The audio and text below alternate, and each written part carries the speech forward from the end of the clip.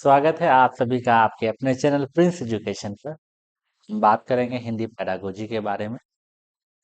ठीक है, पहले क्वेश्चन की तरफ बढ़ते हैं। पहले क्वेश्चन को अगर आप देखिएगा तो है कि भारतीय बहुभाषावाद की एक उल्लेखनीय विशिष्टता भाषा का लिपि से संबंध ना होना। उदाहरण के लिए इसमें क्या कह रहा है आपको कि भारतीय बहुभाषावाद की एक उल्लेखनीय विशेषता, ठीक है, भाषा का लिपि से संबंध ना होना। संबंध ना होना का बात कर रहा है। ठीक है, यहाँ देखिएगा कि संबंध ना होना। उदाहरण के लिए, ठीक है, कोई दो भाषाओं में लिख सकते हैं या कोई एक भाषा में लिख तो सकता है परंतु उस भाषा में बोल नहीं सकता। कोई देवनागरी लिपि का प्रयोग करते हुए उर्दू भाषा लिख सकता है। कोई ध्वनि विज्ञान संबंधी संकेतों का प्रयोग करते हुए अंग्रेजी लिख सकता है। देखिए, इसका ये मतलब है कि कोई देवनागरी लिपि का प्रयोग करते हुए उर्दू भाषा क्या कर सकता है, लिख सकता है। तो आपका क्या हो जाएगा, एक का ऑप्शन सी हो जाएगा। इसका तात्पर्य ये होता है कि भारत में भाषा और लिपि स्वतंत्र हो सकते हैं। ठीक है, भारत में क्या हो सकता है, भाषा और लिपि क्या होता है, स्वतंत्र होता है। ठीक है, उदाहरण के लिए आप जैसे देखिए यहाँ पे कि मान के चलिए पंजाबी को गुरुमुखी और शाहमुखी दोनों में लिखा जा सकता है या उर्दू को देवनागरी में। ठीक है, ये चीज है आपका। तो एक का क्या हो जाएगा, ऑप्शन सी हो जाएगा। मतलब यहाँ भाषा का लिपि से संबंध ना होना पूछ रहा है। ठीक है, तो क्या हो सकता है कि भाषा और लिपि स्वतंत्र हो सकता है आपस में। ठीक है, चलिए एक का आंसर है आपका ऑप्शन सी। नेक्स्ट क्वेश्चन की तरफ बढ़ते हैं। नेक्स्ट क्वेश्चन को अगर आप देखिएगा, दूसरा क्वेश्चन आपको कहता है, क्या कह रहा है, दूसरा क्वेश्चन कह रहा है ट्रांस लैंग्वेजिंग। ठीक है, ट्रांस लैंग्वेजिंग से क्या आशय है। ठीक है, कि आप आखिर ट्रांस लैंग्वेजिंग से क्या समझते हैं। ठीक है, ये कह रहा है कि ट्रांस लैंग्वेजिंग से आप क्या समझते हैं। ठीक है, क्या मतलब है इसका। अगर आप पहला ऑप्शन देखिएगा, कई भाषाओं के प्रयोग की जगह एक भाषा का प्रयोग या भाषा को एक प्रक्रिया के रूप में देखना, ना कि एक उत्पाद के रूप में। वर्तमान समय के साहित्य में बहुभाषावाद के लिए नई पदावली है या अनुवाद की विस्तृत परंपरा के केंद्र में भाषा को रखना। देखिए, ट्रांस लैंग्वेजिंग का बात कर रहा है। अगर आप इसका देखिएगा, ट्रांस लैंग्वेजिंग का ये मतलब होता है कि भाषा को एक प्रक्रिया के रूप में देखना, ना कि एक उत्पाद के रूप में देखना का है। ठीक है, तो हम कह सकते हैं कि भाषा को हम एक प्रोसेस के रूप में देखेंगे, ना कि प्रोडक्ट के रूप में। ठीक है, इसका कहने का यही मतलब है। ये है कि बहुभाषी लोग अपनी सभी भाषाओं का उपयोग एक एकीकृत संचार प्रणाली के रूप में करते हैं, ना कि अलग अलग खानों में। ठीक है, तो दो का ऑप्शन क्या हो जाएगा आपका, ट्रांस लैंग्वेजिंग का मतलब यही होता है कि भाषा को हम एक प्रोसेस के रूप में देखेंगे। ठीक है, ना कि उसको एक प्रोडक्ट के रूप में देखेंगे। तो दो का ऑप्शन भी आपका क्या है, सही आंसर है। नेक्स्ट क्वेश्चन, क्वेश्चन नंबर 3 की तरफ बढ़ते हैं। क्वेश्चन नंबर 3 क्या कहता है, भाषा शिक्षा में रचनात्मक से क्या अभिप्राय है। कहने का मतलब है क्रिएटिविटी इन लैंग्वेज एजुकेशन का क्या मतलब आप समझते हैं। ठीक है, इसमें यही कह रहा है क्रिएटिविटी इन लैंग्वेज एजुकेशन से आप क्या समझते हैं, इसका क्या मतलब है। ठीक है, पहला ऑप्शन देखिएगा, कक्षा में किए जा सकने वाले खुले अंत वाले नए नए प्रश्न जिसकी तरह तरह की व्याख्या और उत्तर हो। देखिए, क्रिएटिविटी का बात कर रहा है, इसलिए ध्यान रखिएगा। ठीक है, किसी तथ्य के प्रति समझ बनाने के लिए विभिन्न विषयों से तथ्य को जुटाना या शिक्षण की नई विधियों का प्रयोग करते हुए कक्षाई गतिविधि या संप्रेषणात्मक भाषा शिक्षण का प्रयोग करते हुए कक्षा में पर। देखिए, हमको क्या है ना कि मोस्ट अप्रोप्रिएट आंसर देना। अगर आप देखिएगा यहाँ पे पहला ऑप्शन क्या कहता है कि कक्षा में किए जा सकने वाले खुले अंत वाले नए नए प्रश्न। खुले अंत वाले कहने का मतलब है कि अगर आप प्रश्न दीजिएगा खुले अंत वाले तो क्या होता है कि बच्चा उसमें सोच सकता है। सभी का अलग अलग आंसर होगा। आप एक बंद ये दे दीजिएगा हाँ या ना में, तो क्या होगा उसका, हाँ या ना होता है। दो, दो प्लस दो चार होता है। इसमें क्रिएटिविटी का कुछ है, कुछ लेना देना नहीं है। तो इसलिए हम बच्चों को क्या कर सकते हैं, कक्षा में खुले अंत वाले नए नए प्रश्न जिनकी तरह तरह से व्याख्या और उत्तर हो। ठीक है, इस चीज का ध्यान रखिएगा। ये आपका क्या है, मोस्ट अप्रोप्रिएट आंसर है क्वेश्चन नंबर 3 का। अगर आप देखिएगा ऑप्शन बी, किसी तथ्य के प्रति समझ बनाने के लिए विभिन्न विषयों के तथ्यों को जुटाना, ये भी सही है। लेकिन मोस्ट अप्रोप्रिएट जो है वो आपका ऑप्शन ए है। अगर शिक्षण की नई विधियों का प्रयोग करते हुए कक्षाई गतिविधि, ये भी आपका सही है। संप्रेषणात्मक भाषा शिक्षण का प्रयोग करते हुए कक्षा में परिचित सामग्री, तो इसमें ऑप्शन 3 में आपका ऑप्शन ए जो है वो सही आंसर है कि हम बच्चे से ओपन एंडेड क्लास में अगर क्वेश्चन पूछते हैं तो क्या होता है, सभी बच्चे का आंसर जो है वो अलग अलग होता है और बच्चा इसकी व्याख्या अच्छे से कर सकता है। ठीक है, तो तभी जाके बच्चे का क्या होता है, क्रिएटिविटी होता है लैंग्वेज एजुकेशन में। तो 3 का ऑप्शन ए आपका सही आंसर है। नेक्स्ट क्वेश्चन, क्वेश्चन नंबर 4 की तरफ बढ़ते हैं। क्वेश्चन नंबर 4 क्या कहता है कि पाठ श्रवण के लिए निम्नलिखित में से कौन सी सही सलाह है। देखिए, पाठ श्रवण की बात कर रहा है कि अगर लिसनिंग टास्क के लिए सबसे सही एडवाइस क्या है। ठीक है, लिसनिंग टास्क के लिए तो पहला ऑप्शन है आपका, सर रिकॉर्डिंग शुरू करने से पहले श्रवण कार्य से संबंधित विस्तृत लेख पढ़ने के लिए देना, या निष्कर्ष सुनते समय चींची आवाज करने वाले पेन में बोर्ड पर लिखना, या एक बार से अधिक रिकॉर्डिंग ना सुनाई जाए, या यदि सर सामग्री विद्यार्थियों के स्तर के उपयुक्त है तो बीच बीच में रोका ना जाए, आज पॉज ना दिए जाए। ठीक है, कहने का मतलब देखिए श्रवण, ठीक है, लिसनिंग टास्क की बात कर रहा है कि कौन सा सही सलाह है।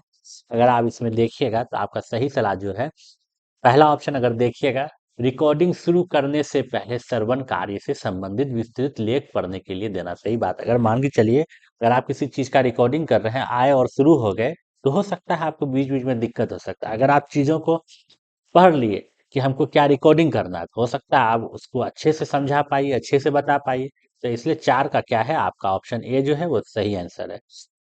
और ये क्या होता है कि छात्रों के संदर्भ में समझने में मदद करता है।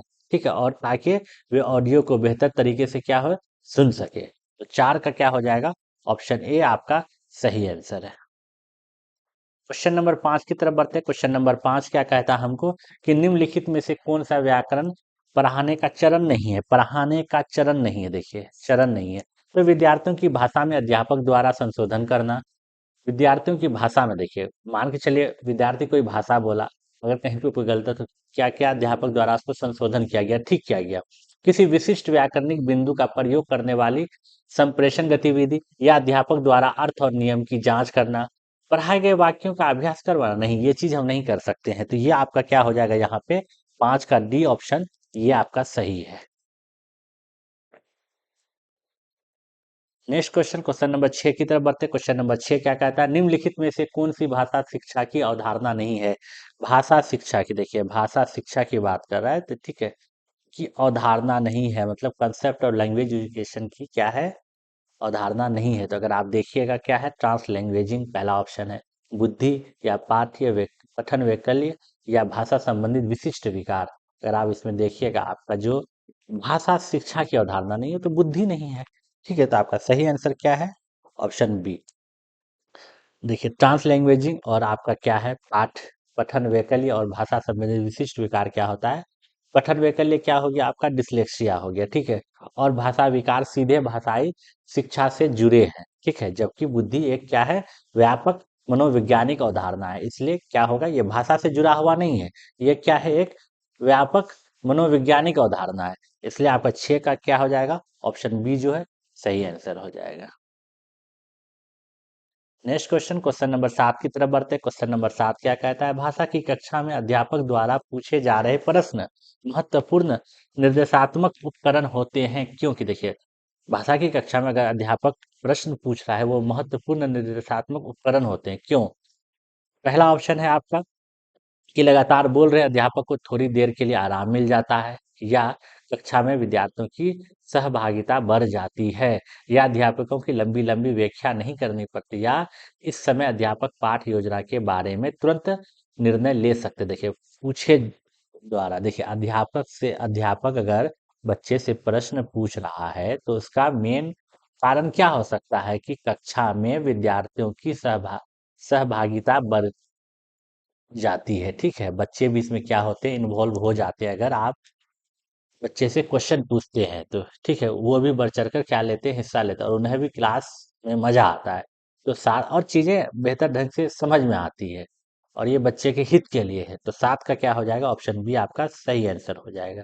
ठीक है, और क्या होता है ना कि बच्चे की जो सोचने की प्रक्रिया होती है इससे तेज होती है। अगर आप बच्चे से प्रश्न पूछिएगा तो वो सोचेगा, सोचने की प्रक्रिया से तेज होती है, तभी तो वो आपको उसके बारे में कुछ बता पाएगा।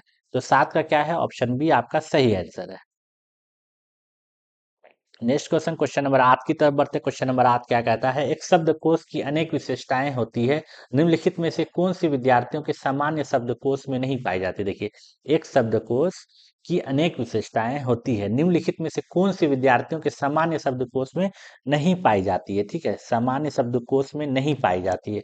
तो पहला ऑप्शन देखिएगा, उच्चारण, शब्दार्थ या शब्द की उत्पत्ति, या क्या कह रहा है आपका बालाघाट। तो विद्यार्थियों के सामान्य शब्दकोश में नहीं पाई जाती ही आपका क्या हो जाएगा, आपका हो जाएगा शब्द की उत्पत्ति। कहने का मतलब है, कहने का ये मतलब है आपका कि सामान्य छात्र क्या करते हैं, शब्दकोशों में अर्थ, उच्चारण और बालाघाट होते हैं। ठीक है, सामान्य छात्र के शब्दकोश में क्या होता है, मतलब होता है उसका, उच्चारण होता है उसका, और क्या होता है, बालाघाट होता है। लेकिन शब्द की ऐतिहासिक उत्पत्ति की अगर बात कीजिएगा आप, अक्सर वो विस्तृत विधात पूर्ण शब्दकोश में होती है। ठीक है, तो शब्द की उत्पत्ति, आठ का आपका सी आंसर सही होगा कि विद्यार्थी की सामान्य शब्दकोश में ये सब नहीं पाया जाता है। उच्चारण तो होगा ही, शब्द का मतलब होगा ही, बालाघाट होगा ही, लेकिन शब्द की उत्पत्ति नहीं पाई जाती है। ठीक है, तो आपका ऑप्शन क्या हो जाएगा, सी आंसर। अगर नौ क्वेश्चन देखिएगा, नौ में कहता है निम्नलिखित में से कौन सा पठन का आयाम नहीं है। पठन का आयाम नहीं है मतलब कि ये रीडिंग का जो है, डायमेंशन ऑफ रीडिंग बोल सकते हैं उसको, कि उसका नहीं है।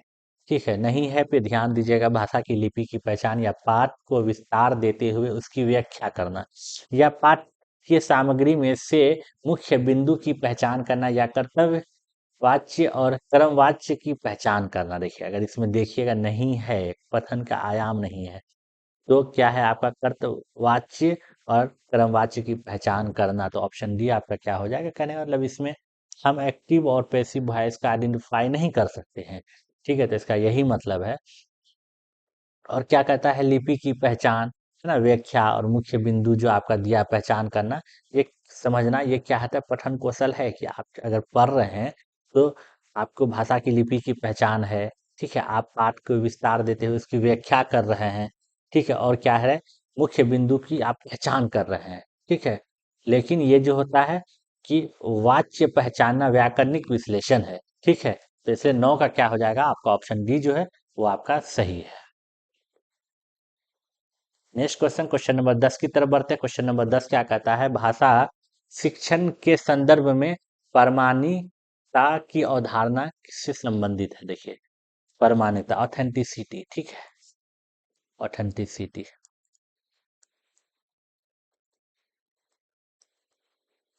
किससे प्रमाणित है। ठीक है, अब देखिएगा, वास्तविक संप्रेषणात्मक उद्देश्य के लिए प्रदत्त कार्य या दो भाषाओं की में शब्द सूची या बोली और लिखी गई सामग्री, या आरंभिक साक्षरता। ठीक है, अगर आप इसमें देखिएगा, ये क्या होता है, वास्तविक संप्रेषणात्मक उद्देश्य के लिए क्या है, प्रदत्त कार्य है। कहने का मतलब है कि प्रमाणिता मतलब कि ऑथेंटिसिटी जो है वो है जो कि वास्तविक क्या होता है, जीवन के संचार के लिए बनाई गई हो। ठीक है, ना कि केवल शिक्षण के उद्देश्य से। तो ये क्या होता है, आपका 10 का ऑप्शन ए आपका क्या है, सही आंसर हो जाएगा। ठीक, ठीक, 10 का ऑप्शन ए।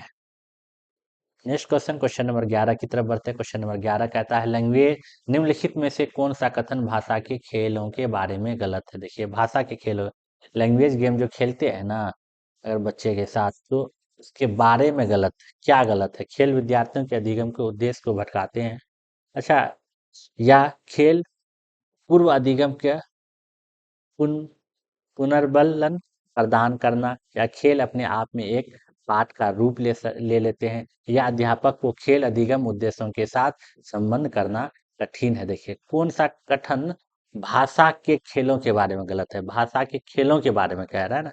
तो यहाँ पे आप देखिएगा कि खेल विद्यार्थियों के अधिगम के उद्देश्य से भटकाते हैं, ऐसा नहीं है, ये आपका क्या है, गलत है। अगर उद्देश्य से भटकाएंगे तो फिर हो गया ना। तो 11 का क्या है, ऑप्शन ए जो है आपका न गलत है, सही है ऑप्शन यार। ठीक है, क्या होता है कि खेल वास्तव में अधिगम को रुचि और प्रभावी बनाता है, वो कभी उद्देश्य से भटका नहीं सकता है। ठीक है, इसलिए इस चीज को ध्यान रखिएगा। ठीक है, 11 का क्या है, जो ऑप्शन ए आपका सही आंसर है। क्वेश्चन नंबर 12, वाचन शिक्षण के लिए कुछ विचार बिंदु दिए गए हैं, उस विचार बिंदु की पहचान करें जो अधिक उपयोगी नहीं है। देखिए, वाचन शिक्षण के लिए, ठीक है, जो स्पीकिंग इंस्ट्रक्शन होता है उसके लिए कुछ बिंदु पॉइंट दिया गया है। ठीक है, और क्या क्या है, उस पर हमको उस पॉइंट पर विचार करना है कि जो अधिक उपयोगी नहीं है वाचन शिक्षण के लिए। ठीक है, चलिए, विद्यार्थी को बोलने से पहले कुछ वाक्यांश देना, या वाचन के अभ्यास के लिए लिया गया टॉपिक शिक्षार्थियों के स्तर का होना चाहिए, या वाचन के लिए सामग्री पूर्व से पढ़े गए पठन संबंधित पाठ से ली जा सकती है, या वाचन के समय ही विद्यार्थियों के वाचन में संशोधन कर देना चाहिए। ठीक है, अगर आप देखिएगा यहाँ कि आपका जो वाचन शिक्षण है वो क्या होता है, कि देखिए, वाचन के समय ही विद्यार्थियों के वाचन में संशोधन कर देना चाहिए। कहने का मतलब है कि स्पीकिंग इंस्ट्रक्शन जो होता है वो क्या होता है, अगर बच्चा जब बोलता है, विद्यार्थी जब बोलता है, बोलने के ही समय क्या कर देते हैं हम, उसके का मतलब उसके बोलने का क्या कर देते हैं, संशोधन कर देते हैं। ठीक है, बोलते, अब देखिए होता क्या है कि अगर बोलते समय टोकने से क्या होता है कि छात्र का, किसी भी छात्र का आत्मविश्वास कम होता है, इसलिए आप बोलते समय उसको टोक नहीं सकते हैं। ठीक है, और क्या होता है, इसका फ्लुएंसी क्या होता है, बाधित होता है। इसलिए इस चीज का ध्यान रखिएगा कि हम वाचन के समय ही, ठीक है, विद्यार्थी के वाचन में संशोधन कर देना चाहिए। तो 12 का क्या हो जाएगा, ऑप्शन डी आपका सही आंसर हो जाएगा, उपयोगी नहीं है। क्वेश्चन नंबर 13 की तरफ बढ़ते हैं। क्वेश्चन नंबर 13 क्या कहता है, भाषा शिक्षा के संदर्भ में राष्ट्रीय शिक्षा नीति के बारे में कौन सा कथन सही नहीं है। एनईपी के बारे में, भाषा के संदर्भ में पूछ रहा है। देखिए, भाषा शिक्षा के संदर्भ में एनईपी के बारे में कौन सा कथन सही नहीं है, कथन सही नहीं है। ठीक है, तो शिक्षा के माध्यमिक चरण में विदेशी भाषा का अध्ययन, या मिडिल और माध्यमिक चरणों में शास्त्रीय भाषाओं का अध्ययन, या घर की भाषा मातृभाषा निर्देश माध्यम की भाषा के रूप में, या विद्यालय शिक्षा के आरंभिक चरणों से ही अंग्रेजी भाषा माध्यम के रूप में। तो ऐसा नहीं है, विद्यालय विद्यालय शिक्षा के आरंभिक चरणों में ही आप क्या अंग्रेजी भाषा का माध्यम रूप में है, ऐसा थोड़े नहीं है। ठीक है, कथन सही नहीं है, क्योंकि जब स्टार्टिंग चरण होता है वहाँ हमको क्या होता है, मातृभाषा और क्षेत्र भाषा पर जोर देना चाहिए, तभी बच्चा अपने आप को क्या सहज महसूस करता है, और चीज़ों, और वो तभी उस भाषा के माध्यम से आगे और कोई भाषा जब अपने आप को वो कंफर्टेबल फील करेगा, तभी तो सही ढंग से पढ़ पाएगा, और उसी भाषा के माध्यम से वो क्या करता है, आगे और भी भाषा सीखता है। तो इसलिए एनईपी 2020 जो है वो क्या कहता है कि प्राथमिक स्तर पर, देखिए एनईपी 2020, ठीक है, एनईपी एनईपी 2020 क्या कहता है कि प्राथमिक स्तर पर मातृभाषा या क्षेत्रीय भाषा को शिक्षा का माध्यम बनाने पर क्या किया गया है, जोर दिया है, अंग्रेजी को नहीं। ठीक है, इसलिए इस चीज का ध्यान रखिएगा। एनईपी 2020 में प्राथमिक स्तर पर मातृभाषा या क्षेत्र भाषा पर जोर दिया है, ठीक है, ना कि अंग्रेजी में। ठीक है, इसलिए 13 का क्या हो जाएगा, ऑप्शन डी आपका सही आंसर है। नेक्स्ट क्वेश्चन, क्वेश्चन नंबर 14 की तरफ बढ़ते। क्वेश्चन नंबर 14 क्या कहता है कि अध्यापिका समय समय पर विभिन्न प्रकार की लिखित व मौखिक परीक्षा प्रदत्त कार्यों के माध्यम से देती है, और इनका प्रयोग आकलन के लिए करती है। ठीक है, इस आकलन को किस रूप से जाना जाता है। देखिए, होता क्या है ना कि समय समय पर विभिन्न प्रकार की लिखित व मौखिक परीक्षण प्रदत्त कार्यों के माध्यम से देती है, और इनका प्रयोग आकलन के लिए किया जाता है। ठीक है, असेसमेंट के लिए किया जाता है। और इस असेसमेंट को हम किस रूप में जान सकते हैं, रचनात्मक आकलन, या संकलनात्मक आकलन, या पोर्टफोलियो, या दक्षता आधारित आकलन। तो इसको हम जान सकते हैं किसमें, आप फॉर्मेटिव असेसमेंट, कहने का मतलब है रचनात्मक आकलन। ठीक है, इसको हम फॉर्मेटिव असेसमेंट की मतलब,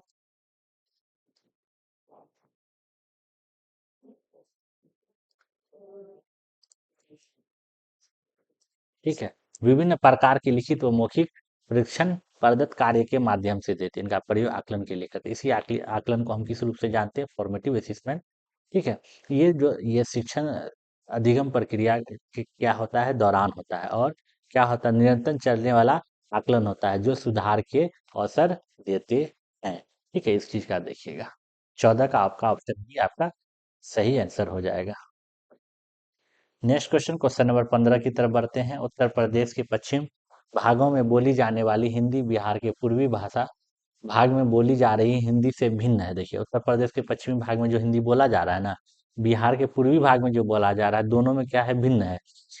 पर इन दोनों क्षेत्रों में वक्ता और श्रोता भाषा की विविधता का समझ लेते हैं। लेकिन क्या होता है, जो बोलता है, जो सुनने वाला होता है, वो दोनों विविध क्या होता है, समझ लेता है। लेकिन हिंदी में इन दोनों विविधताओं को किस रूप में जाना जाता है? ठीक है, अगर आप देखिएगा तो हिंदी में इस दो विविधताओं को किस रूप में जाना जाता है? विभिन्न भाषाएं, या एक हिंदी और दूसरी भोजपुरी है, या ये हिंदी भाषा की बोली है, या ये एक ही भाषा है। तो ये जो हम डाइवर्सिटी, लैंग्वेज डाइवर्सिटी जो है ना, इसको जो हम देखते हैं, ये क्या है, ये हिंदी भाषा की बोलियां हैं। तो हम कह सकते हैं कि 15 का सी ऑप्शन आपका क्या होगा, सही। ठीक है, ये मतलब है कि जब दो अलग अलग तरह की बोलियां पारस्परिक रूप से समझ में आती है, तो उन्हें एक ही भाषा की बोलियां मानी जाती है। ठीक है, तो ये 15 का ऑप्शन सी आपका क्या है, सही आंसर है। और उम्मीद करते हैं कि आपको सेशन पसंद आया होगा, और इस 15 क्वेश्चन के माध्यम से हम आपको कुछ कंसेप्ट से सुधार करने में खड़े उतरे होंगे, और उम्मीद है कि आप चीज़ों को अच्छे ढंग से समझ भी पाए होंगे। चलिए, अगर आप सेशन पे चैनल पे नए हैं, अगर सेशन पसंद आया तो लाइक करें, और चैनल पे अगर नए हैं तो सब्सक्राइब करें, और अपने दोस्तों को भी इसके बारे में बताएं। आपको इस चैनल के माध्यम से अच्छा कंटेंट प्रोवाइड किया जाएगा।